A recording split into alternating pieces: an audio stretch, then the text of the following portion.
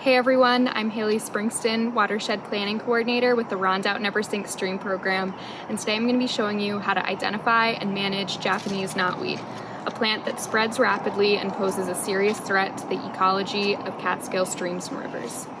If you find Japanese knotweed anywhere within the Rondout or Neversink Watersheds, which is anywhere in the outlined portion of this map, contact the Rondout Neversink Stream Program at info@rondoutneversink.org. If the location is eligible, the Rondout Neversink Stream Program will remove and manage the Japanese knotweed from your property free of charge. Japanese knotweed was introduced to the U.S. from Eastern Asia in the mid-19th century as a popular ornamental planted in estates. Today, Japanese knotweed forms dense thickets across the country. Japanese knotweed is considered an invasive species to the Catskill region. An invasive species is a species that originated outside of the ecosystem it's currently existing within and whose presence causes or is likely to cause economic or environmental harm. It's easy to identify thick stretches of Japanese knotweed alongside Catskill roads and rivers.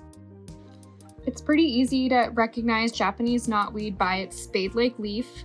The leaves alternate in a zigzag pattern along the stem and have a noticeable sheath where the leaf meets the stem. The stems are smooth and hollow and look similar to bamboo. This plant has white flowers that bloom from August to September. And in the summer, a single plant can grow up to 4 inches in a day. Japanese knotweed spreads rapidly, especially along waterways and disturbed areas.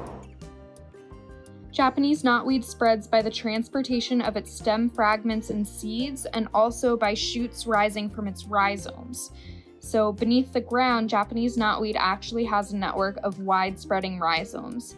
These rhizomes form a shallow, underground, horizontal stem network that can stretch as far as 65 feet from the visible plant stem. Roots and stems shoot out from the underground rhizomes.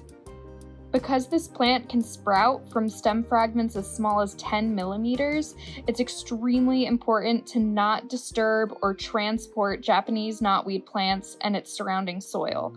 Do not mow over Japanese knotweed. Mowing over Japanese knotweed severely worsens the spread.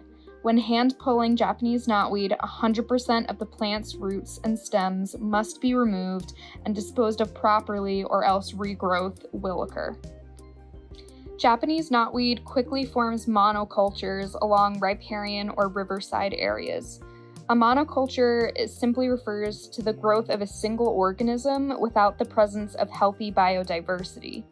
Native biodiversity refers to the presence and variety of organisms that have evolved within a specific region.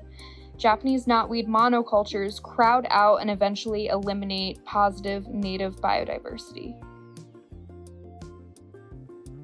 Catskill native plants like the silky willow have root networks that have evolved to better withstand flooding events common across the Catskill region. That's just one of the many reasons why native plants are excellent choices to establish along Catskill rivers and streams. As Japanese knotweed monocultures crowd out native biodiversity, the risk of riparian erosion and flooding damage increases. Once Japanese knotweed is fully established, it becomes extremely tedious to remove.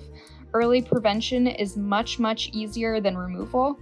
You want to use native plants for your home and yard plantings to promote healthy native vegetation biodiversity. Do your part to protect Catskill riparian ecosystems.